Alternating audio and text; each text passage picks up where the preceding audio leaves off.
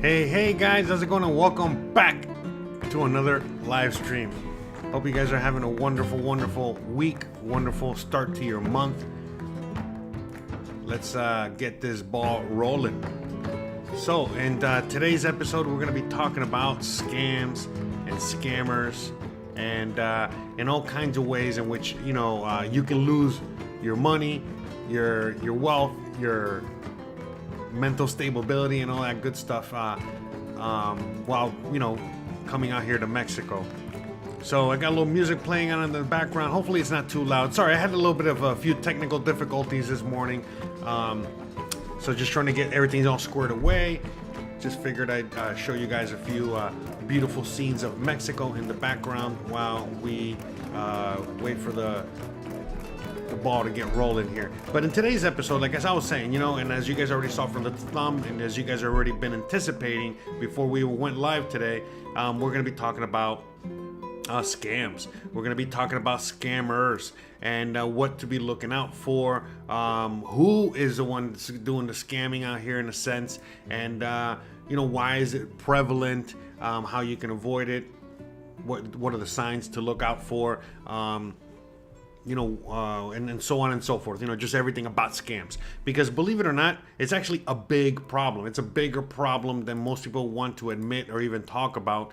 And, the reason I'm even starting, the reason I'm even doing this video, I decided to cover this topic and talk about this topic. It was because, basically, someone on Facebook, someone that I know on Facebook, reached out to me basically this past weekend, and they were telling me about a local individual out there that lives out here in Merida, Yucatan, that well, again, they were scamming people, and they were just basically letting me know of the next iteration of scams that they were doing, and just talking about that person, and then realizing, how many scammers there are out here in Merida, how many scammers there are in the Yucatan, in, other states in Mexico, and in just all of Mexico in general. It made me want to do this video and talk about this, because the thing is, it's like I've actually talked about this in the past before, give or take, a little bit here, a little bit there. I don't know if I've done actual full episodes on this, but the reality is that basically from the moment I landed here in Mexico many years ago, again, over 6 years ago, it's been 6 years and 2 or 3 months now. 6 years and 3 months since I've been in Mexico. And basically from the moment I landed, this was something that I was confronted with right off the bat. Now, one of the things that saved me from falling into any scam. Now, it's not to say that, I didn't get tricked by a huckster, or, there was, someone that didn't perform their services, as they originally said they would. There's all kinds of things that can happen out here. It's not all a scam. Okay, let's just start off by what is it like? Defining what a scam really is. And so, what is a scam? Well, basically, a scam is when someone. Sorry, let me just turn this. Okay, so what a scam really is that when somebody out there basically tricks you, okay, into something. Whether they're tricking you into saying, "Hey, I'm a plumber." They go out there to the job site, let's say that you need some plumbing done at your house, and they come out there, they ask you for money for supplies, and then they leave, and they never come back and they never fix anything. Or worst case, another case is that they'll go on ahead and they fix it, but they do such a bad job that again, you're gonna have to call somebody else within a month to fix it again, or they do such a crappy job that, again, you're gonna have to replace more than the original situation. And there's all kinds of scams. Okay, there's people that'll scam you for hey, I'm gonna take you on a tour, and they don't take you on a tour, or it's a really crappy tour, or scamming you on selling you, solar panels, and then they never deliver. For example, they might, someone out there might want to purchase solar panels, and they get sold, a certain top of the line, expensive solar panel from a certain company, and then when they come in to install the solar panels, it's some really cheapy Chinese solar panels that are way, cheaper than what you originally ordered, and basically the person that's installing them is pocketing the money. And this is assuming they come out and even install them to begin with. Now, I know what a lot of you guys out there in the audience are probably thinking before you even clicked on the episode. As you're listening to me talking about a few examples here and there, you guys are probably thinking that, that most scammers or people that are scamming, expats, immigrants, foreigners like you guys that are listening out there are other Mexicans. But the reality is that it couldn't be any further from the truth. This is why I'm doing this episode. The reality is that most likely, the good majority of the time, the people getting scammed out there, first of all, it's, obviously you guys in the audience, this is why I'm doing this video. But what I was going to say is like the people doing the scamming, the people scamming you are not other Mexicans. The reality is that most of the time, the people that are scamming you out there in the audience are other expats, other foreigners, people that you think are there to help you out, or people that you would think are trusted individuals. And again, it couldn't be any further from the truth. So what really happens is that, again, this is nothing new. This happens all over the world. This happens all over the place. It happens in every country, in every language, with all kinds of foreigners and all kinds of people. The reality is that, for example, you come out here to Mexico and you don't speak much Spanish, and you're overwhelmed with everything right off the bat. You might think it's easy because you listen to dumbass YouTubers like me, that make it seem or look easy or easier than what it actually is, when the reality is that it's not easy. None of this is easy. And so right off the bat, if you're not mentally prepared, or prepared accordingly, to deal with all this stuff, well, you're going to get very overwhelmed very quickly. And so not only are you overwhelmed with finding a house, the new culture, the new city, the new country, the new everything, the food, the way everything is done, the way people drive, I can go on and on. Everything is crazy new. And again, no matter how positive you are going into this, and how much of an adventurer you're going into this, and how much you realize and understand that this is a fun journey, and you got to go with the flow, yada yada yada. At the end of the day, it can still be very, very overwhelming and very difficult for a lot of people out there.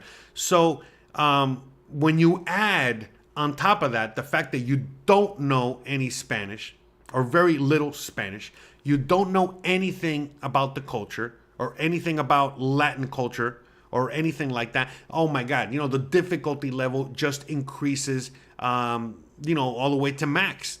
And so a lot of people, as they're overwhelmed, what they do is that they go and they hire people, okay, that are like them.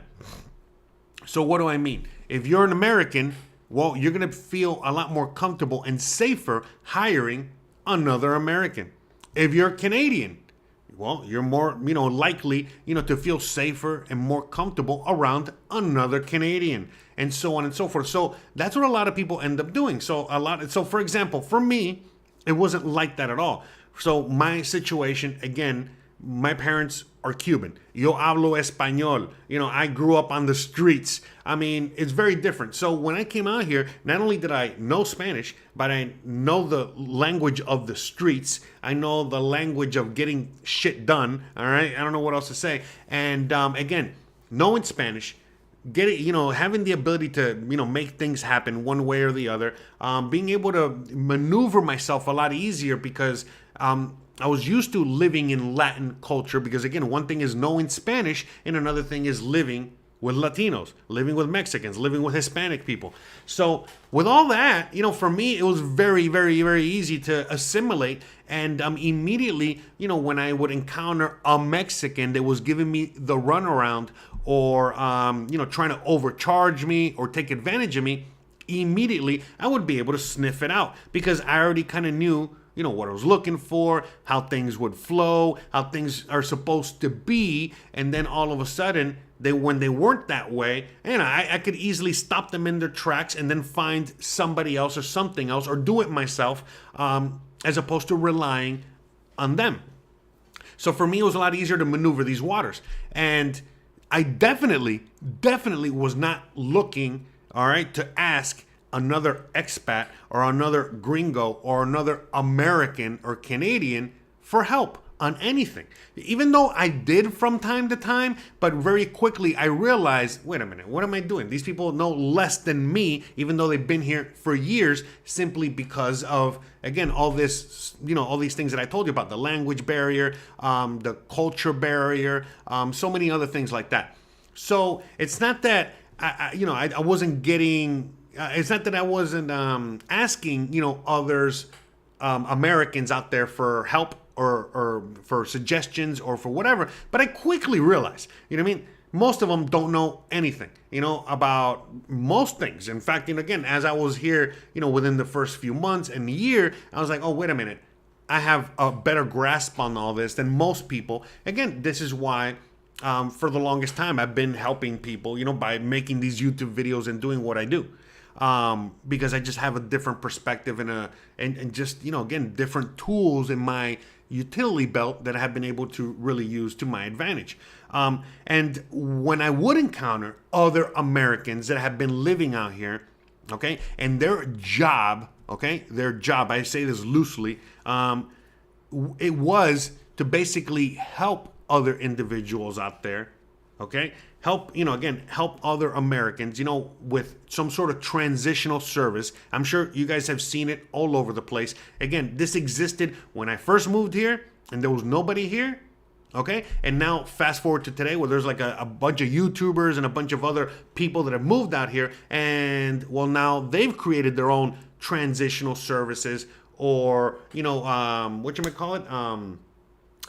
moving services or assimilation services or whatever they call it, okay? Whatever they call it. And the reality is that most of the time, they're just going to be taking advantage of you. Most of the time, they're scamming you in one shape, form, or another because how it works is that they know fully well that you don't know anything, okay, at all. And so they take advantage of that fact, the fact that you don't know anything.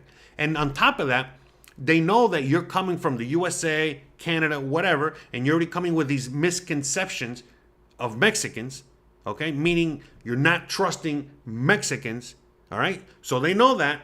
So then that's where they jump in and they're like, well, they're going to trust me because I speak their language, I know their culture, I know the whatever. And so that's the thing. So again, an expat's worst enemy, an American's worst enemy, a Canadian's worst enemy is another Canadian, is another American, is another expat.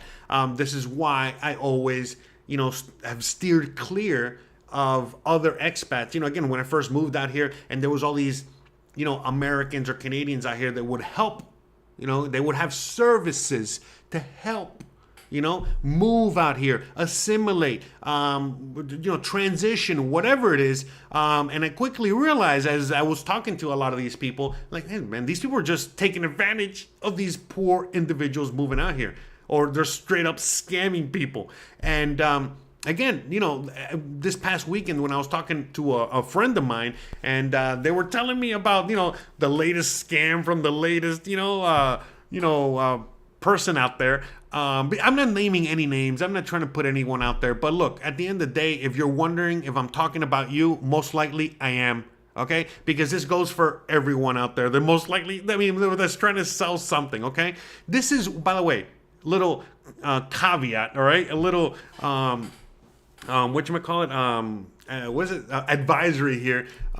Look, this is why I don't sell anything. All right? This is why I don't sell anything. Because I have been in the restaurant industry my whole life. I have been in sales and customer service. I've been in that whole world my whole life. All right. And I know this already fully well, that even if I do my job to the best of my ability, all right, I cannot control, all right, an upset client, an upset customer, an upset person out there.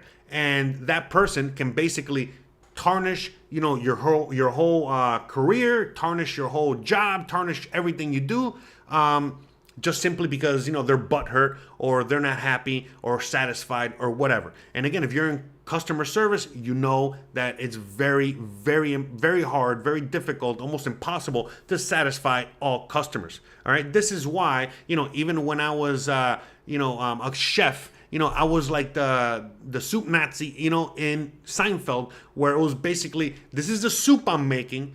If you want my soup, here it is. If you don't, there's the door. I'm not here to please anyone, all right, except the people that want my soup or care about my soup. I'm here to do me. And I always had that kind of mentality, all right? I am not a believer in the customer is always right. No, okay? I'm not in that world, okay? Even though that's my, I'm a full-blown capitalist. I've been, in that industry, taking care of customers' needs, on a regular basis. I still do that, but I know what the limitations are to this whole thing. So this is why I give everything away for free, and I even have a fake plastic horse. One of these days, what, Lambo? What are you gonna do? All right.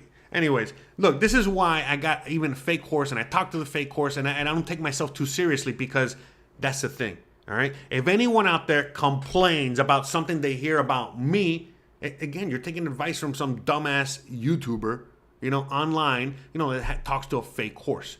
On top of that, I don't sell anything. So since I don't sell anything, that's the whole thing. It's like, you're complaining about something that's free, something that is just out there. Most people that are adults don't know how to be an adult, and they don't know how to take responsibility for their own actions. Therefore, they're looking to blame somebody or something.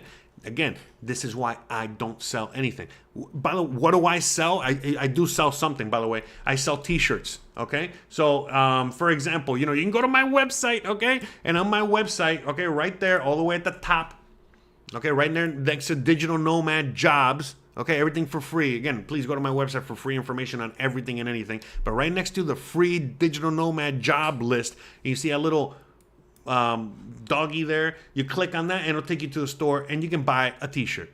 Okay, that's what I sell. Not only that, but I sell my time. If one of you guys out there wants to talk to me one-on-one, about anything, ask me some questions, whatever, hey, I'll sell you my time.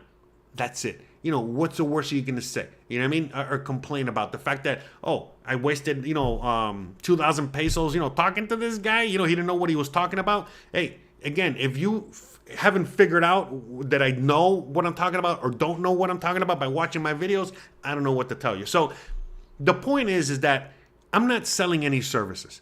Okay? Again, if anyone is out there willing to pay me to talk to me and help them out with something, it's because they just want more, on top of everything that they already get for free. Or if they want to help support the show, great, go buy a t-shirt. That's it.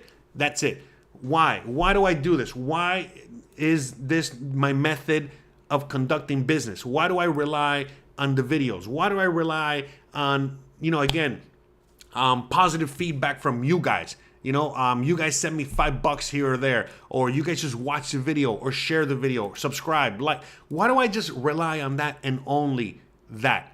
Okay? Well, because again, I am avoiding the headaches that come from dealing with people. Okay? And the reality is that I'm just a YouTuber. I just make videos. That's all I do. Okay? That's all I do. All right? Anyone else out there that is trying to sell you, okay, anything, a special guide, with all kinds of information, which again, I have for free on my website if you want it. Or they're selling you, these tours, okay? Or they're selling you all these services. All right, hey, I'm going to take you to the store. Hey, I'm going to take you here. I'm going to take you there. The reality is that you should be questioning more your ability to be able to do these things on your own or not. And the fact that if you actually need somebody to hold your hand while you're doing all this, and you're not going to be able to deal with things after, okay, they're done holding your hand, then maybe it's not wise for you to move to another country and deal with everything that comes with that, okay? The reality is that the people that really should be moving abroad are people that are never ever going to need any of these services, that they can figure it out on their own.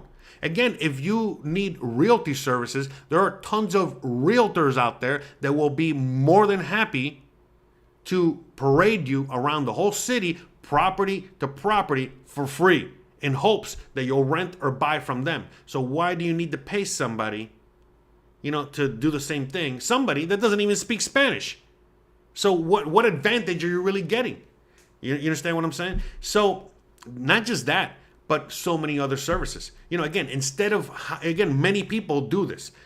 Instead of hiring a Mexican company that basically has a track record, okay, a website, an actual building, okay, where they sell only solar panels, okay, or do electrical work, okay, they're an actual Mexican company. A lot of Americans or Canadians will not want to deal with them because they're scared they're going to get taken advantage of. They're going to get the gringo price. They're going to get whatever. And so what do? Oh, they'll go with another American, okay, that doesn't have a shop, doesn't have a business license, doesn't have anything, barely speaks Spanish, all right? And now that is who you're going to trust to put your solar panels on. And then you're surprised, when they steal your money. And then surprise, even more surprise when you realize that they stole your money, and then you're trying to, sue them or go get that money or try to get some, justice. And you quickly realize, oh, I'm not in the USA or Canada anymore. I'm in Mexico, meaning if I give that guy money and he runs away with it,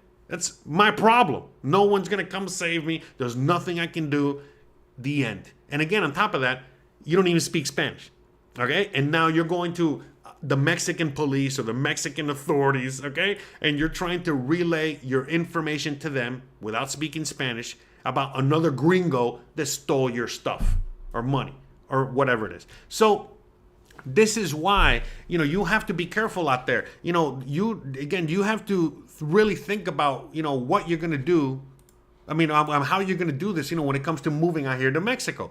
And if you are going to be relying so heavily on people that are just like you, okay, other Americans, okay, to basically, guide you, hold your hand, do all of these things for you. You got to realize, what is it in it for them? And how is it that their thought process works? All right. And so you got to do your due diligence out there. Look, I am not saying that every American or every foreigner or every Canadian out there conducting business in Mexico is a bad hombre or a bad person. There are good foreigners, okay? There are good people like us, okay, out there that are actually conducting good service and helping people and doing the right thing. But they're few and far in between. The reality is that a lot of these Americans or Canadians or whatever that come out here and take advantage of people like you, they know fully well that there's nothing you can do when they scam you, okay? And the scam can come in many shape, forms, or whatever, okay? Again, I'm not naming any names. I'm not doing anything like that. But again, there are other YouTubers, okay, all over the YouTube world that they spend their whole, time on YouTube convincing you to come to Mexico, convincing you to buy their package, convincing you to buy their guide, convincing you, to hire them for XYZ, convincing you that don't worry about it, everything's going to be fine. You'll come out here and you'll be living the dream. And then once you get out here, it's something completely different, okay? Or, for other people that, again, they'll just watch videos out there. They're not convinced by a YouTuber, but then they get to Mexico, okay? They get to Merida, they get to Querétaro, they get to wherever, and all of a sudden they go on Facebook and then they look for people to facilitate XYZ. And instead of going with the Mexican, okay, that has a reputation that they have to take care of, and they have to deal with Mexican authorities, okay, if they conduct bad business, whether it's with Profeco or the police or the judge, or, you know what I mean, or what, there's many, okay, protection agencies out there, okay. They you know, they're trying to do the best possible, and they're just a regular business, and they have Mexican clients, and you're just one of the clients, so they're going to try and take care of you as best as possible. So they have a reputation to, you know, uphold and adhere to and take care of, as opposed to, again, an American or a Canadian, okay, that is out here, okay, and they're basically trying to fly under the radar because whatever they're doing is probably illegal. For example, you know, being a realtor, okay, or conducting, you know, certain kind of businesses out there, all right, without doing the proper due diligence and paperwork and taxes and this and that and yada, yada, yada, all right?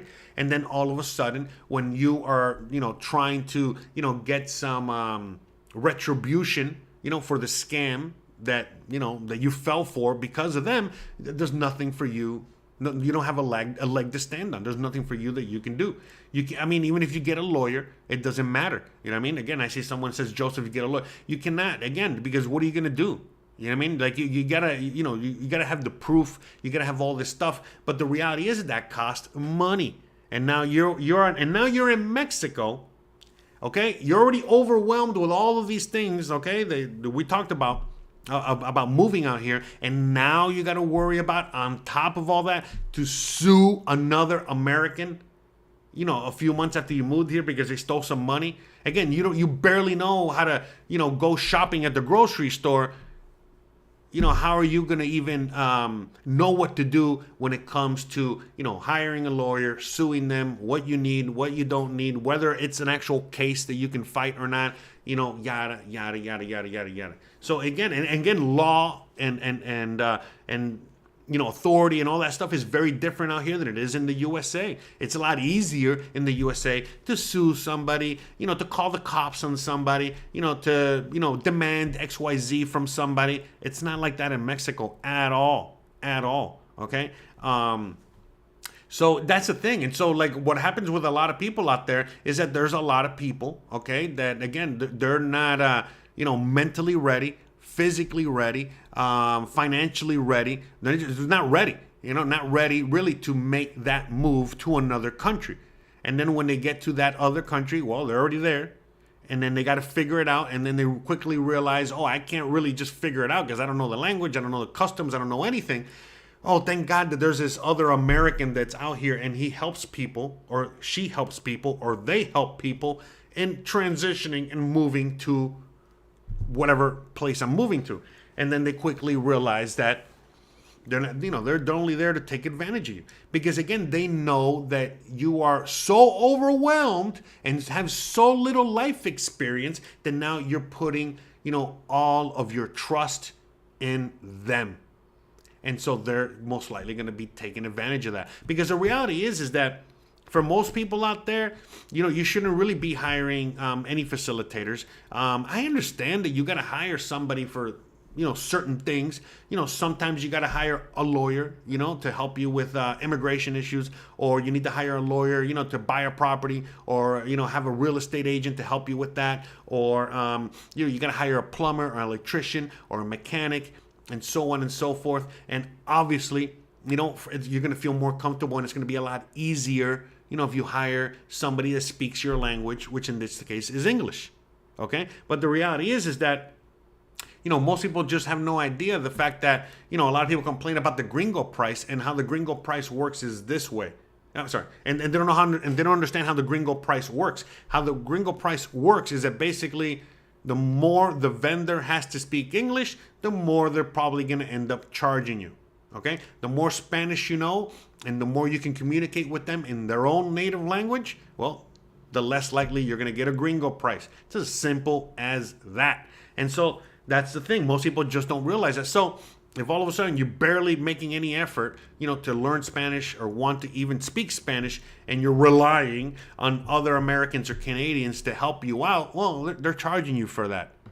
They're charging you for that. Don't get it twisted.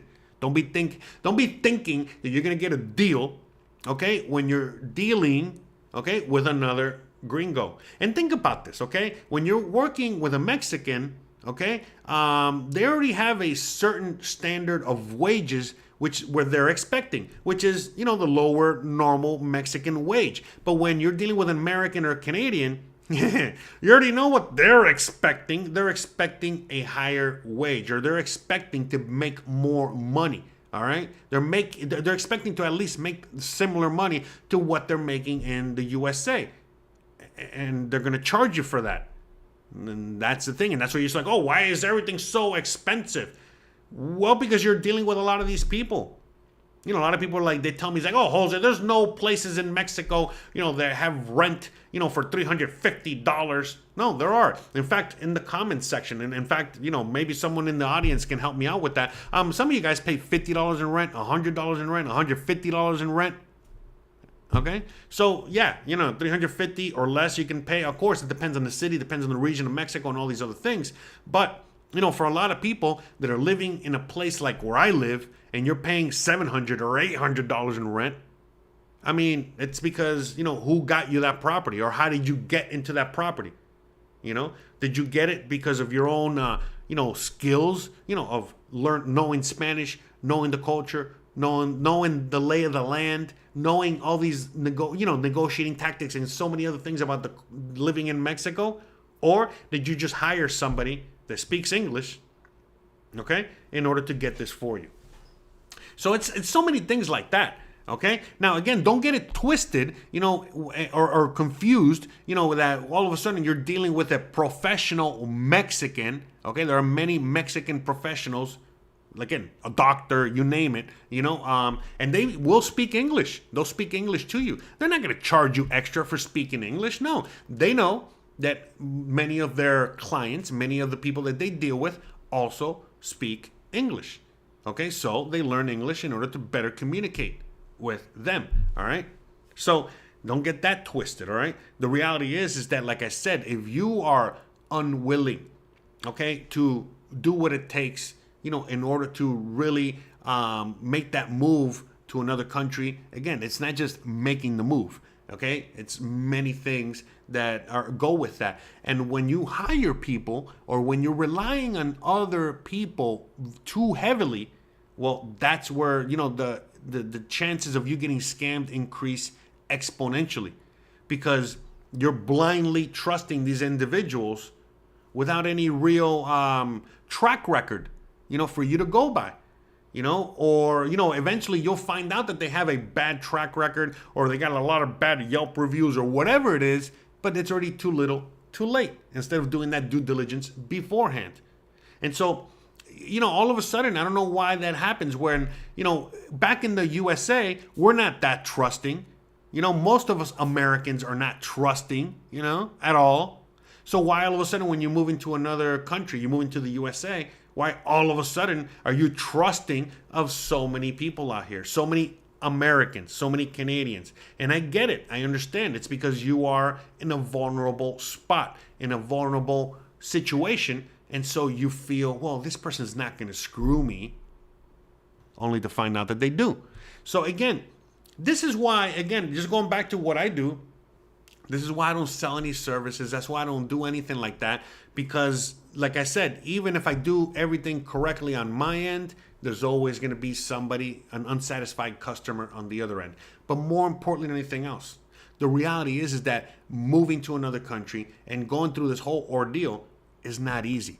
And basically what makes all this easier for you is the more you know, the more knowledge you have, the more you're willing to do, the more you're willing to sacrifice, the more you're willing to immerse yourself, and so on and so forth. So this is why I dedicate most of my time to making all these videos about all these topics, about what it is to live out here, talking about what I'm talking about right now, warning you guys, helping you guys, showing you guys, giving you all the tools necessary so that you can do it on your own.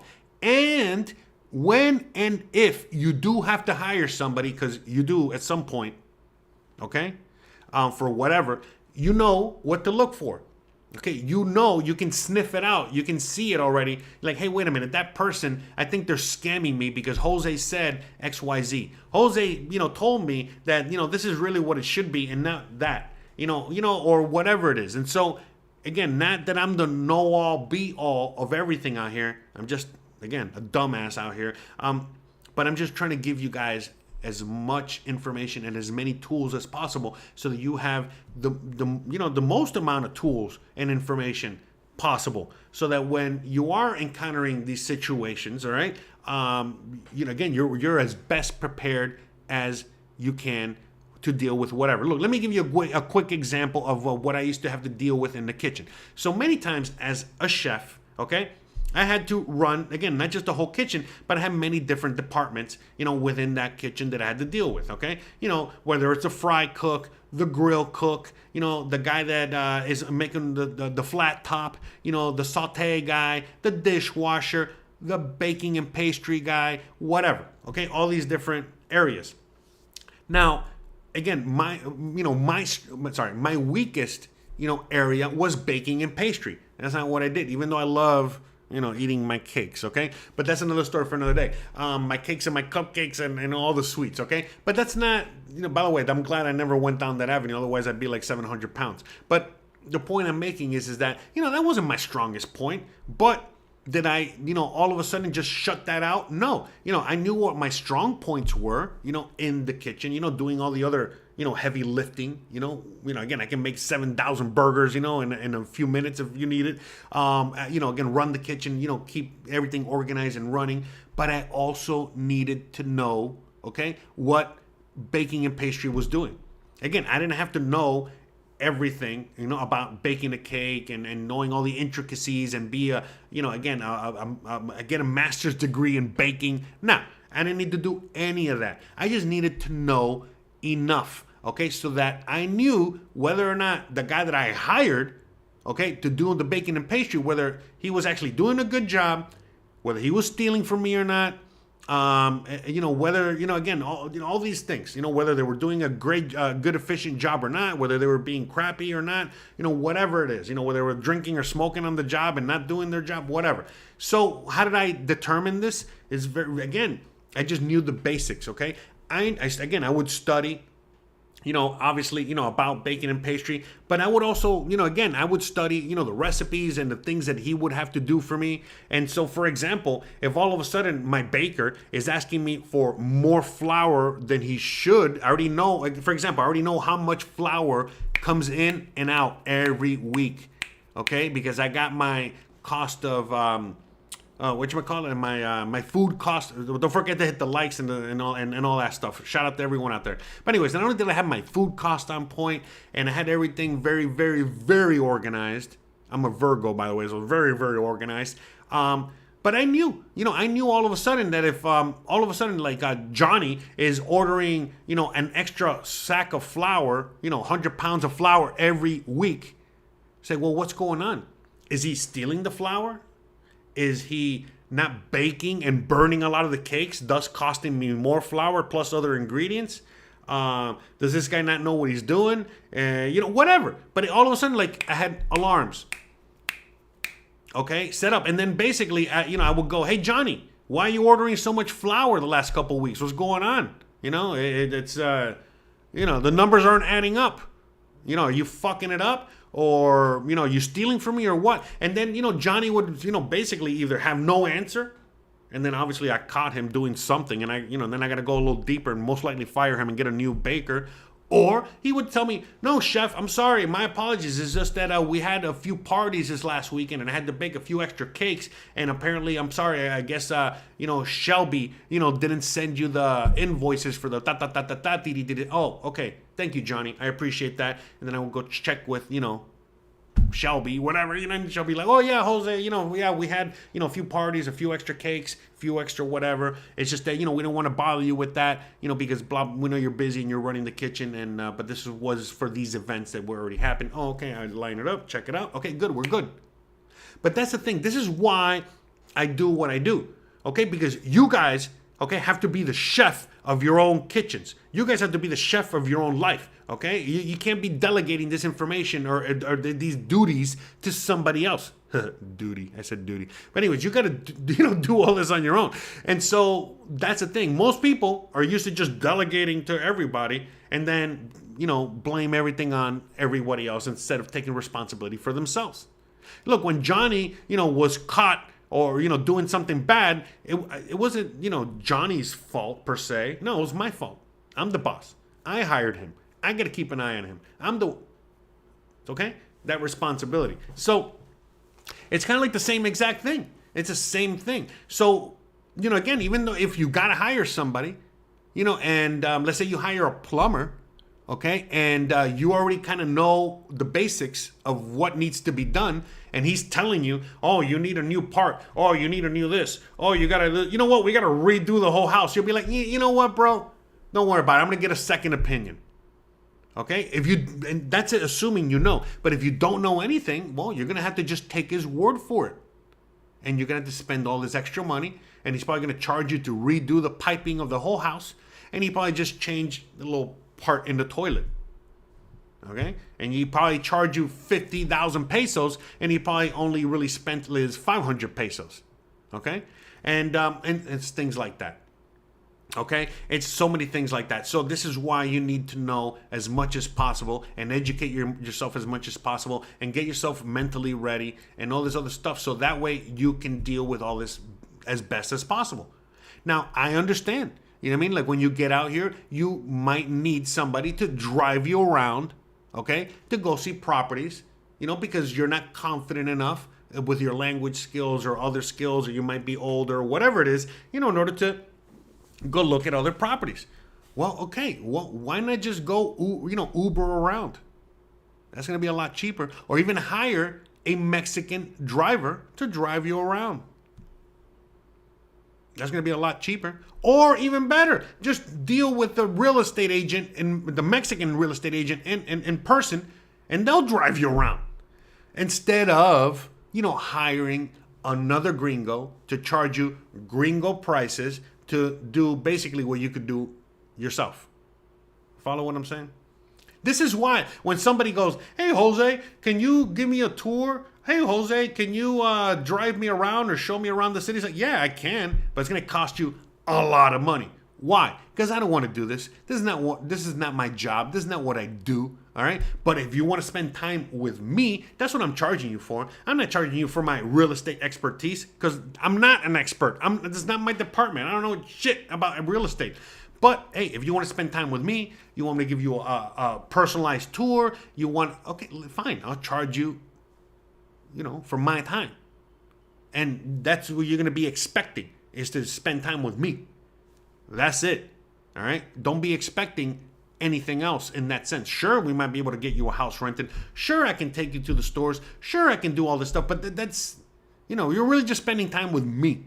That's it. I am not selling a service, a personalized service where I'm your concierge, where I'm going to show you exactly da-da-da-da-da. And then you get mad at me if, hey, you told me I was going to be able to find pickles at the store. There are no pickles at the store. No, listen. No, I'm not doing any of that. Now, there are tons of people that sell that service, and then obviously when they go to Walmart and the pickles haven't come in because it's a import, well, now that client gets upset, with that person, okay? Because, and they, that person in the sense also fraud them, they scam them because they promised them that they would be able to get these things, and all of a sudden they can't get a simple jar of pickles, okay? As opposed to, again, what I tell people is like, listen, just because you hire me, to take you around town or give you a tour, doesn't mean I'm gonna give you my pickle, all right? Or that you're gonna get a pickle at the end of the thing, all right? In fact, expect to not get a pickle, all right? It's as simple as that, all right? Now, sure, I can take you to where they got pickles, and we might be able to find pickles, but, we're in the jungle out here in Mexico. You need to be able to, handle your own pickle, all right? Or make your own pickles. Yeah, exactly. Thank you, Tanya. Much appreciated. Bruh. But that's the thing. And so a lot of people just lack the ability to, like, let's say they don't got pickles. Make your pickle. You know, they got cucumbers. You know, they got all the other ingredients you need to make pickles. Make pickles. If you need them, if you want them that much. And so that's the thing. I think the reality is that, you know, most people just get scammed just like they would get scammed back home. Like, again, like if you're in the USA and you're driving your car and you don't know anything about your car, and you go to most mechanics, they're probably going to scam you as well because you don't know anything about nothing. And so they're going to sell you whatever they're going to sell you. You know, very few times you're going to come across, you know, a real reputable mechanic, you know, someone that's really, you know, cares about you and cares about what they do. And then they're going to obviously make sure, you know, to do the best job possible. But the reality is that a lot of mechanics, they take full advantage of the fact that you don't know shit about cars. And then, you know, they'll charge you, you know, to change, you know, what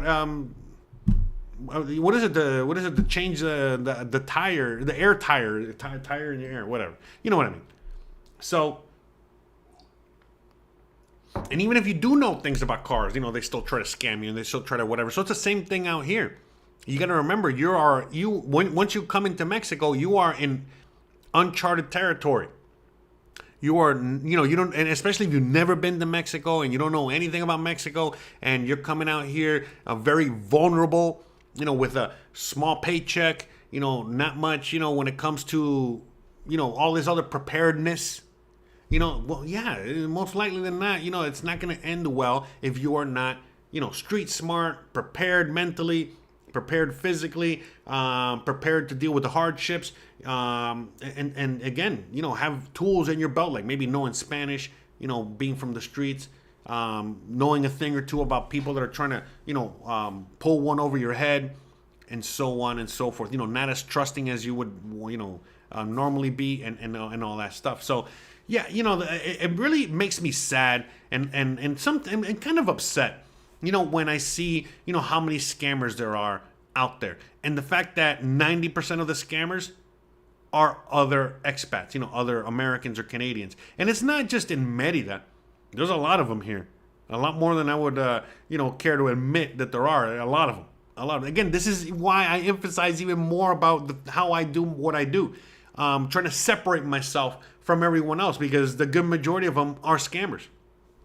Okay? Again, unless, you know, there's someone out there that's selling you something that is actually needed or beneficial, okay, that you want, you know, for the most part, you know, they're just selling you convenience. All right? And eventually, you know, you're not going to be able to afford to pay for that convenience because, I mean, again, think about it. You know what I mean? You're going to be paying for someone to hold your hand throughout the whole time that you're living out here. It's not going to end well. Anyways, shout out to Average Joe with a $10 super chat. Oh, thank you very much. Much appreciated. I think folks need a video on how to make pickles for sure. Yeah, I know, right? I should do that on my cooking channel at some point. You know, make some pickles. Make some pickles. Pickle time. Thank you. Thank you so much. Appreciate it. All right, let me read a few chats. Let me read a few things in there. Here, let me put something in the background so you guys can watch while I answer a few questions here. Hold on a second. Got a few things going on here. Multiple things are going on. Okay. Let me see. Hold on. M Doc says, I'm retaining a Mexican recommended. What? I'm retaining a Mexican recommended by a Mexican law firm in Reno. Yeah, there you go. Yeah. But yes, exactly. Hanson makes a great point. Scammers are always improving. They know how to look to real people. They know how to look real people. And how to convince them to give you money. Yeah, that's right. Yeah, so you got to remember, a lot of these people that are scammers, you know, and especially the ones that do this for a living, you know, they've mastered this skill very well. So they know how to separate you from your money. It's as simple as that. The way they look at it is, well, obviously this person doesn't know how to, keep their money or spend their money. So I'm going to take their money and I'm going to, spend it better than they are. Obviously, they're just throwing it away, giving it away to me. So I know how to spend it better. So I might as well just take it from them. Obviously, they got money to throw away. This is why they're giving it to me. So this is how scammers think. So just, keep that in mind that, people that are professional scammers, that's what they do. And they don't feel bad or guilty about separating you from your money. They feel that they can spend it better than you. Obviously, you're giving it to them. So Elizabeth says, what's so sad is that in the USA, whenever anyone is super nice to you, you automatically get suspicious of them. You make a great point, Elizabeth, because when I first moved to Mexico, I was very, very hesitant to trust Mexicans because of that. Because I was constantly, thinking, oh, what are they going to steal from me? How are they going to take advantage of me? How are they going to scam me? How are they going to, I was just always paranoid of that. But then I realized, because again, I didn't trust the Mexicans, but then I would do it on my own because I had enough, skills and knowledge to do it on my own. And then I realized, oh, wait a minute, they were right. Oh, wait a minute, I should have just trusted that Mexican. Oh, wait a minute, I'm an asshole. I'm a piece of crap, for not trusting them. They were actually nice, helpful, caring, all these things. And then eventually, with time, I just started trusting Mexicans. And now I trust a lot of Mexicans. Now, it gets to the point where I trust most Mexicans most of the time with everything. And now, well, you encounter, crappy Mexicans, meaning, I used to have a handyman that was super awesome. And, now he's worthless. You know what I mean? Meaning, I don't have a handyman no more. I am the handyman now. I realize, you know what? Because this guy's left me hanging for so long. Every time I need him, he just leaves me hanging. And I've had to figure it out on my own. Well, I'm just going to do it on my own. And so far, again, it's been a few years. I just literally fixed the toilet, not too long, a few minutes as well. I was late a few minutes today because I was fixing that.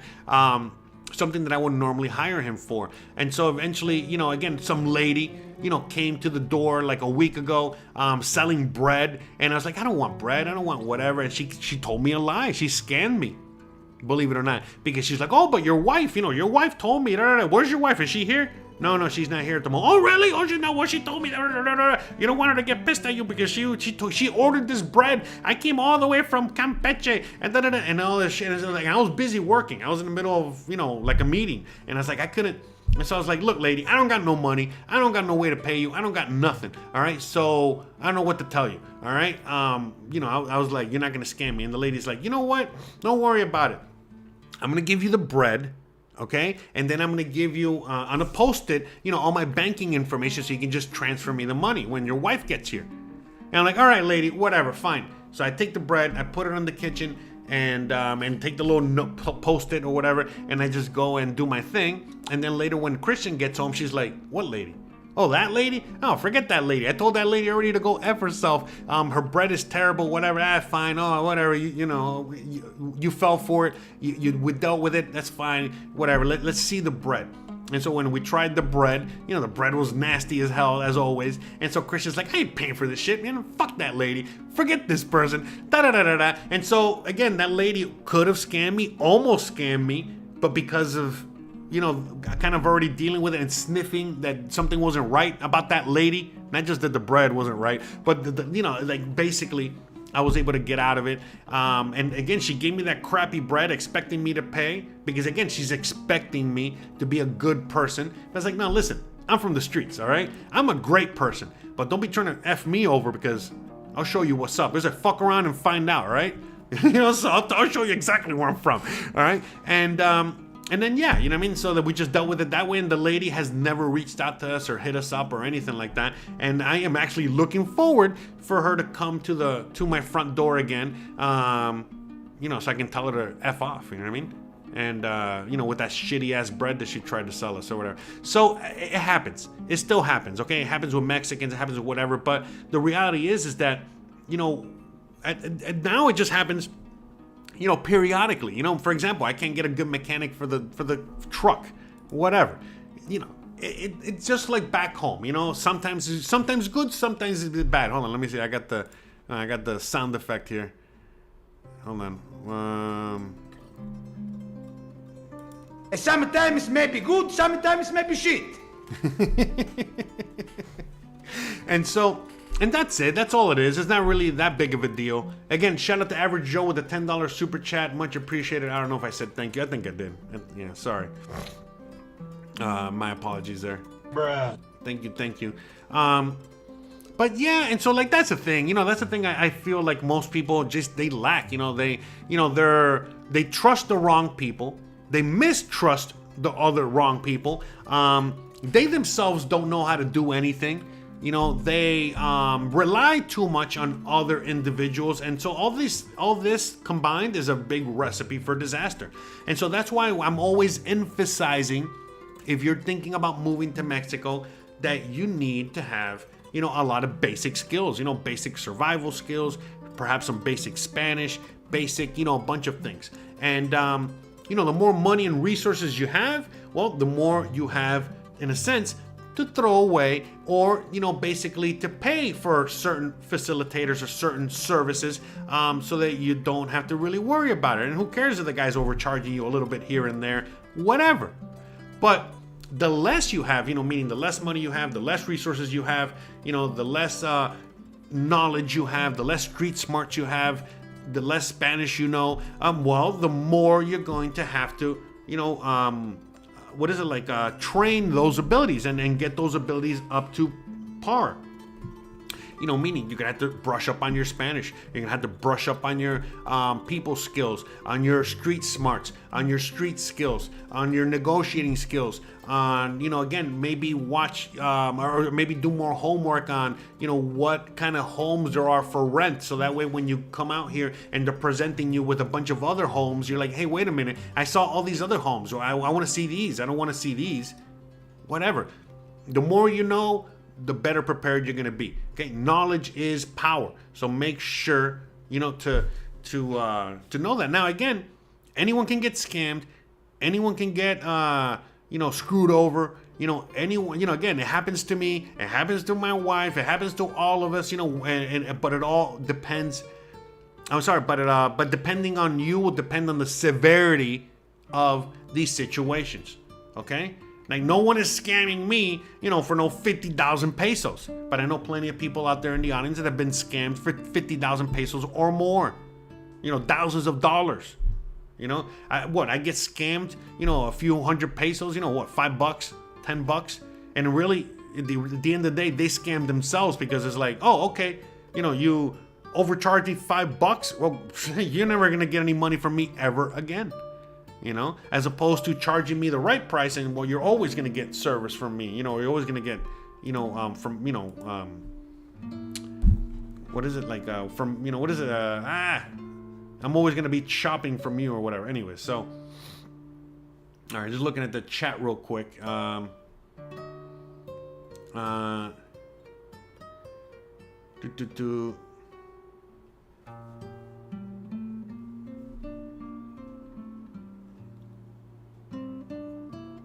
Ed says another piece of advice is to have change whenever you take a taxi. Not just take a taxi. You always got to have change, even if you're ordering tacos.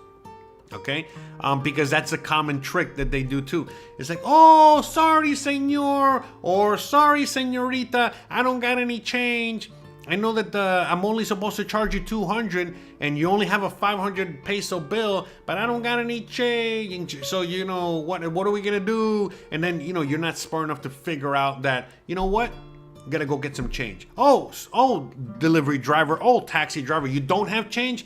Well, you need your money, don't you? So you're going to have to figure out how we're going to get that change. Or you go and you make that change. You go get that change. Make them wait. Okay, put them at the inconvenience. They're the ones that want to get paid. Okay, they cannot take the taxi drive back. They cannot take the food back. They're not either. So, but they want the money. So again, make sure that you got change, and if you don't got change, you tell them on the phone. When they're bringing you something, or even before you even get in the taxi, hey, I only have a 500 peso bill. Do you have change? All right, make sure that they got change. And if at the end of the ride, or once they bring you the food or whatever it is, they don't got change, now it's on them.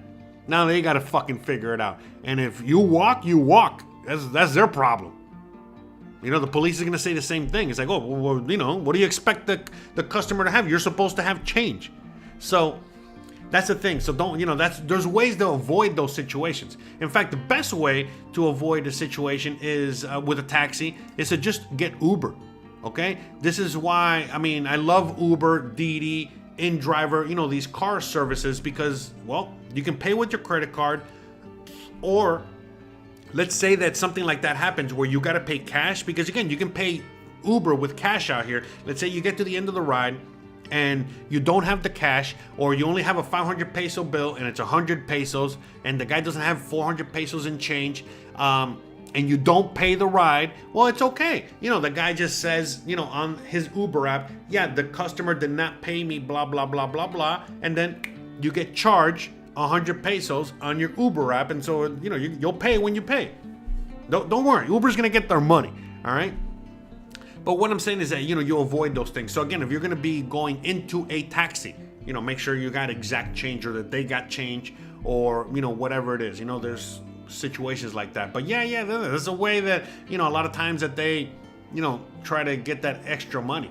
So, and by the way, not just Mexicans do that, gringos do that too, okay? Expats do that. So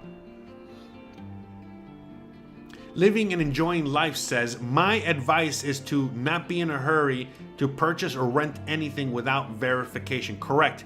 Never send money without being in front of what you are buying and documents checked. Exactly. Yes, 100%. So that's another thing too. So many of you guys have never even stepped foot in Mexico, okay? And you're only dealing with a real estate agent or an agent online, and they're telling you, hey, Johnny in the USA, if you don't send me money for this apartment, it's gonna get rented out tomorrow. So if you want to hold this apartment, you want me to, you know, you want to keep this apartment, you want to, you know, rent this place, you gotta send me money now. Listen, the minute you send money, it's gone. It's gone. You're never gonna see it again. You're never gonna rent that apartment. You're never gonna anything. Do not ever give anyone money unless they're giving you something in return immediately. So if you're gonna rent the property, don't be giving them any money unless they're giving you a contract or the keys or anything. If they say, you know, let's say you're getting a tour and they tell you, oh, you like this place? Okay, I'm gonna need a cash deposit right now, okay? And then we'll come back tomorrow or whatever in order to finish the deal. You'll be like, no, okay? I'll give you all the money in full when we're doing the transaction. I'm not giving you fucking any money now. Oh, but you know, the place is gonna get rented out. Listen, if the place gets rented out in the next 8 hours or 12 hours, okay, and it's not meant for me, okay? So whatever. That is an empty threat, okay? Trust me. If they're showing you the property right there, they're not gonna fucking rent it out within a few minutes, all right? Right after you're gone. They're not. And if they do, it's not meant for you. So don't worry about it, okay? There's plenty of housing all over the place, all right? So make sure of that as well. You know, that's a very common scam that you're gonna get, you know, from expats or Mexicans, you know, Mexican realtors, Mexican real estate. The thing is this, how you get scammed the most is by not knowing how things work in Mexico, how the laws are in Mexico, how authority works in Mexico, what are your rights in Mexico, and so on and so forth. So basically, you give money to somebody in Mexico, I mean, you're just giving money to somebody. That's it. You know what I mean? They you know, the burden of proof, even if you can prove XYZ, you're probably not going to get that money back.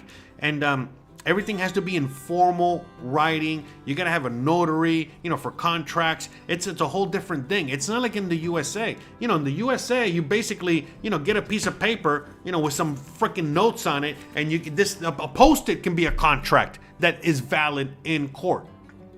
If anyone's watched the People's Court or any one of these, you know, Judge Judy or whatever, you'll see it right there, okay?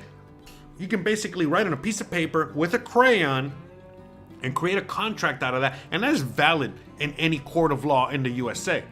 That's not valid in the Mexico at all, okay? At all. And so a lot of people just don't know these things. So there's so many things like that, okay?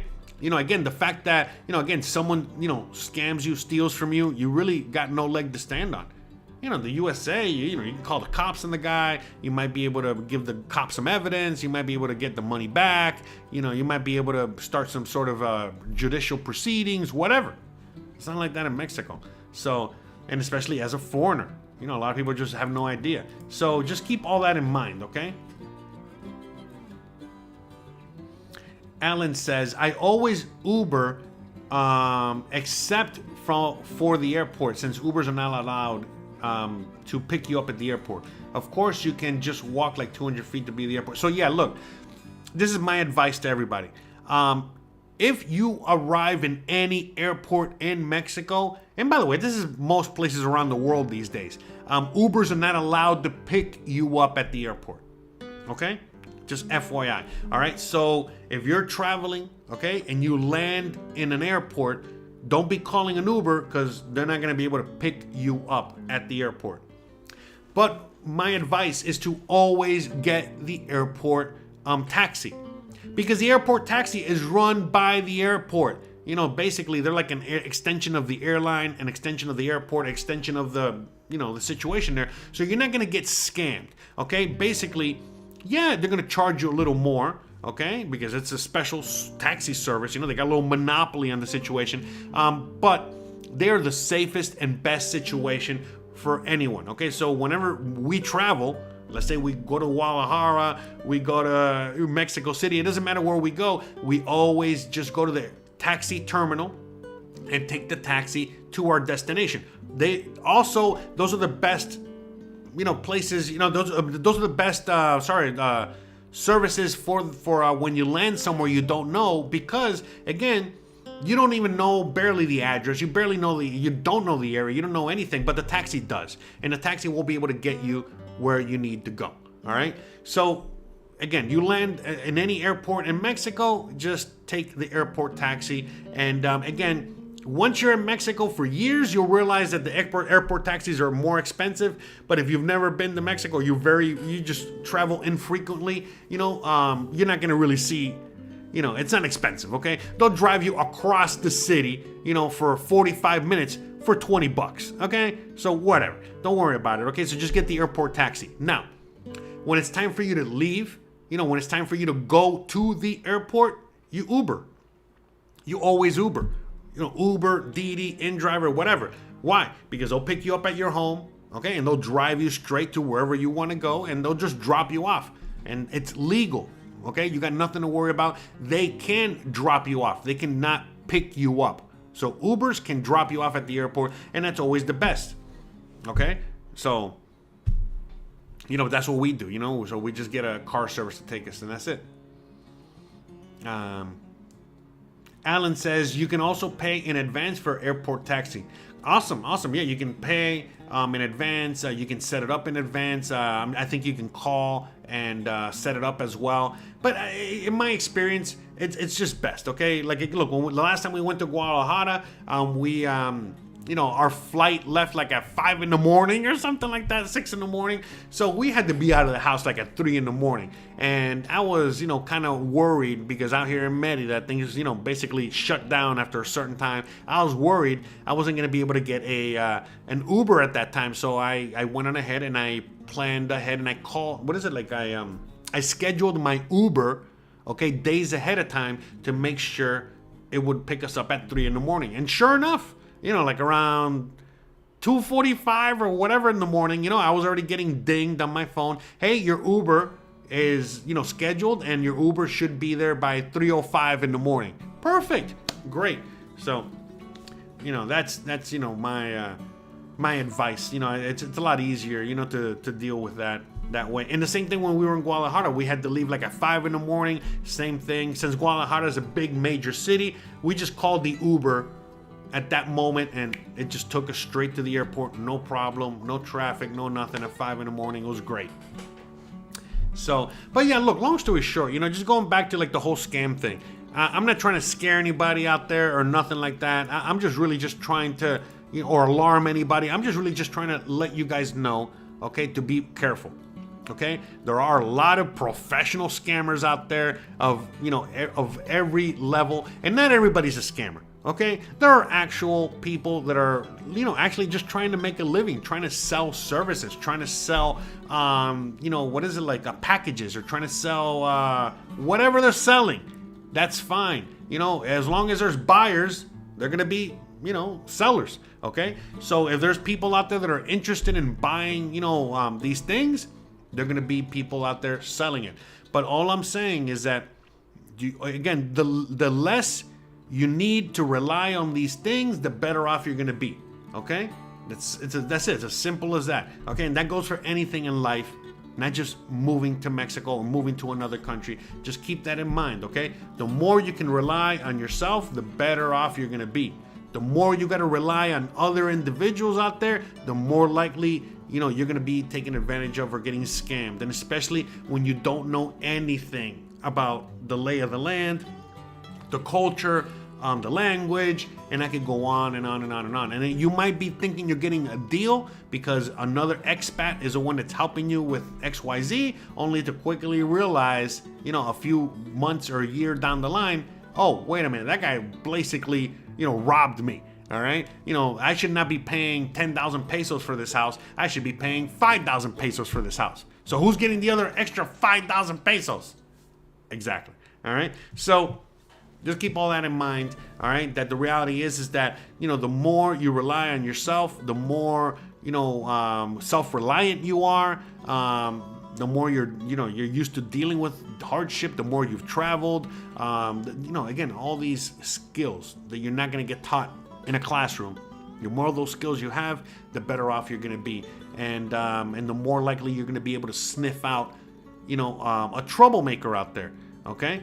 Because, again, at the end of the day, it's all about convenience. And a lot of people just don't want to put in that work. A lot of people are just lazy. A lot of people just want to delegate a lot of these things to other individuals out there. And then when things go wrong, well, again, they don't blame themselves. They go on ahead and blame that other thing. It's like, oh, man, I knew I should not have bought that, a package that person was selling. I just spent $500 for nothing. I could have, all I had to do was watch Jose's videos or go to Jose's website, and I would have saved myself $500, and I would have been able to get all that information for free.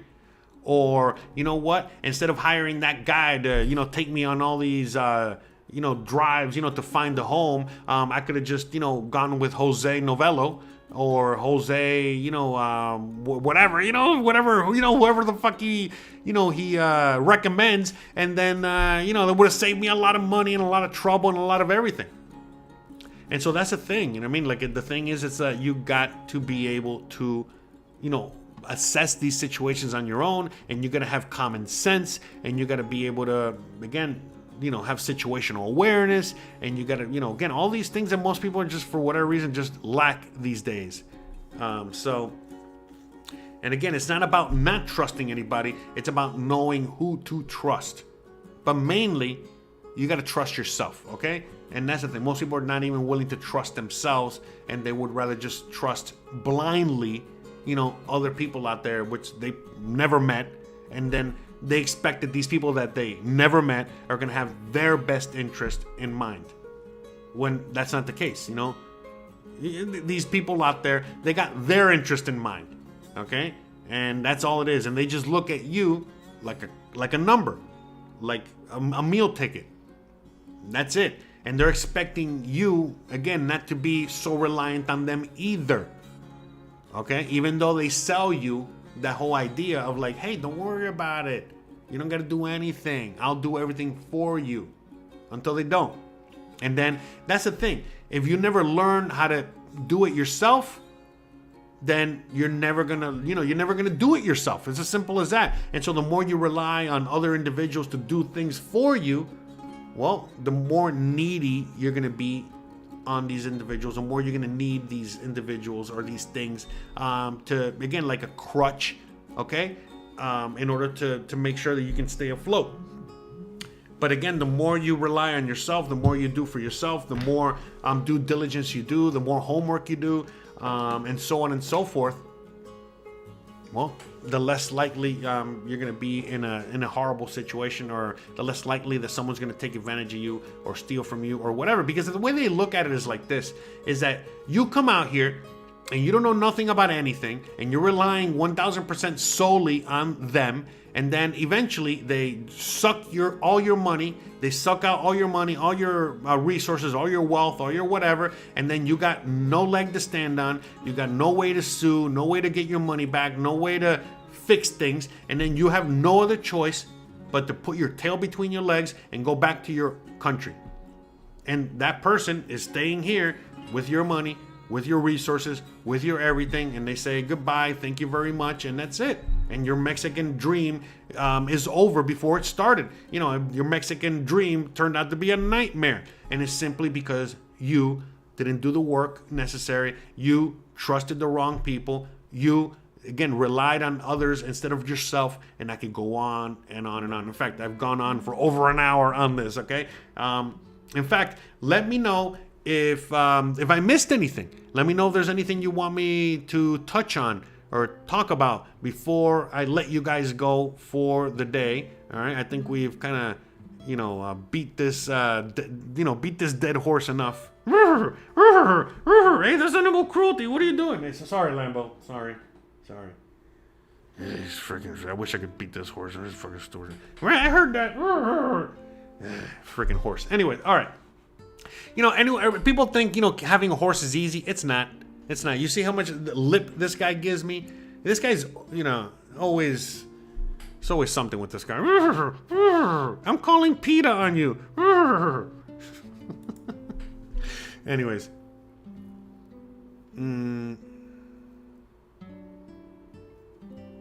Awesome. That's right. But the thing is, it's like, there's all kinds of scams, okay? We're not talking about the typical, tourist scams that happen in any corner of the world. We're not talking about, Mexicans that are just taking advantage of dumb tourists, okay? In tourist traps, in tourist sections, tourist areas. That's not what we're talking about. That's a common thing all over the world. I think most people should know, how to avoid those, or at least be better, more well-versed on that than what I'm led to believe here. Anyways, but the point is that what today's video was more about is all the other scammers out there that are selling you the idea that you can come to Mexico without any knowledge, any information, anything, and that they're gonna basically hold your hand and guide you, okay, and basically, teach you or show you how you can live your Mexican dream out here. And they really don't do anything. Don't show you anything. They just basically figure out ways to just drain you of your money.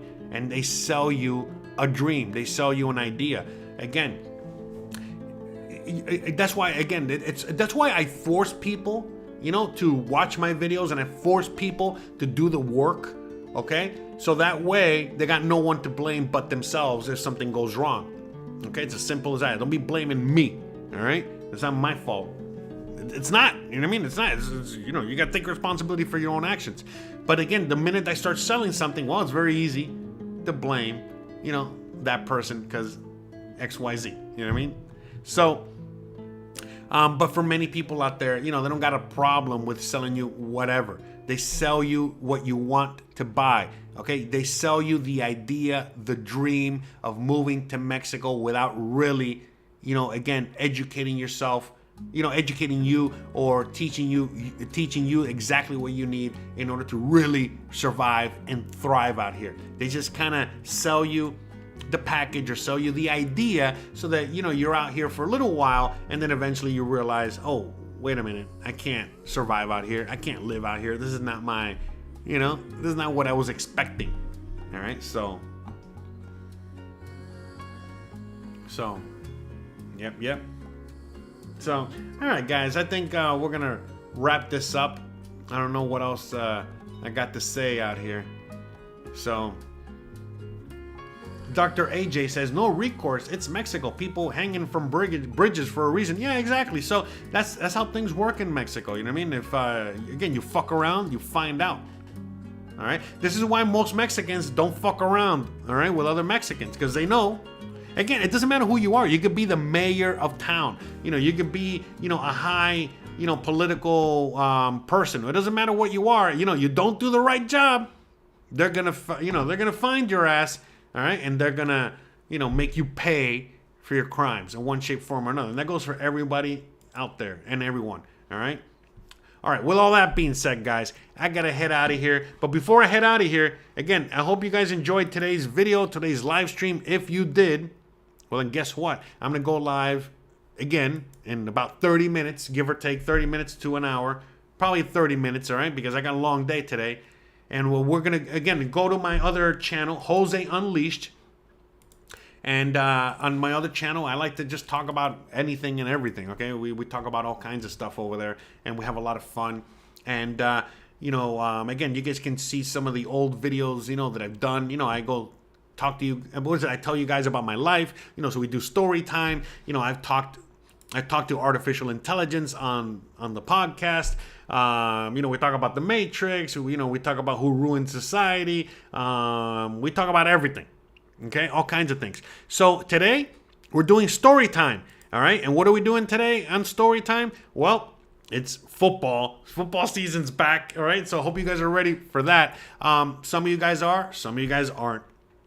So today what we're going to be talking about is football and my favorite tailgating stories, because I got a lot of them. Because I talked to my friend, and he was telling me, and I was asking him, hey man, what do you think I should talk about today?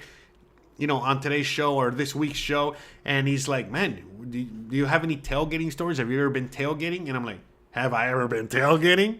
Do I have some stories? Yes, I do. And, well, that's what we're going to be talking about today. Because, tailgating and football are major, fun activities down in South Florida where I'm from. I'm a Miami Dolphins fan, a Miami Hurricanes fan, a Miami fan.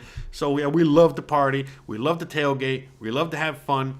And I got a lot of stories, okay? All the way from my first game all the way till, well, basically even in Seattle. I was out there, causing a ruckus, all right? So long story short, we're going to be talking about football. We're going to be talking about tailgating. We're going to be having fun, enjoying ourselves. So if you guys want to start tailgating, if you guys are watching the game tonight, whether you are a Baltimore Ravens fan or a Kansas City Chiefs fan or just an NFL fan like I am, and I think a lot of you guys are, and you guys are ready to rock and roll and have some fun tonight and kickstart the season right, join me, and we're going to have some fun in a little while, and we're going to start the party early because, well, kickoff is only how many hours away? Like 5 hours away, less than 5 hours away. All right. So hopefully you guys are ready for that. And if you are, you already know what to do. All right. I'm going to give you guys the exact link. Okay. So you guys can join me over there. All right. And we can start the tailgate early. All right. So, because, the game starts in a few hours. All right. So, all right, guys, with all that being said, I really hope you guys enjoyed today's show. Again, please check out my YouTube page for more free information on anything. All right, use these tabs at the top, okay, where it says videos, okay, live streams, and the store is there, but right next to the store there's a little magnifying glass that says search. All right, you can type anything in there. Okay, let's just say residency, and you're gonna get all the videos on residency. Okay, rent, let's say you want to rent a place, you're gonna get place on housing. Whatever. I mean, name a subject that doesn't water. Okay, and all kinds of videos on water and so on and so forth. So, anyways, long story short, use this as a tool. Okay, don't be a tool. Use this tool. Okay, and save you a lot of money, save you a lot of heartache. Okay. And so on and so forth. And again, don't forget to please check out my website. On my website, I got all my videos.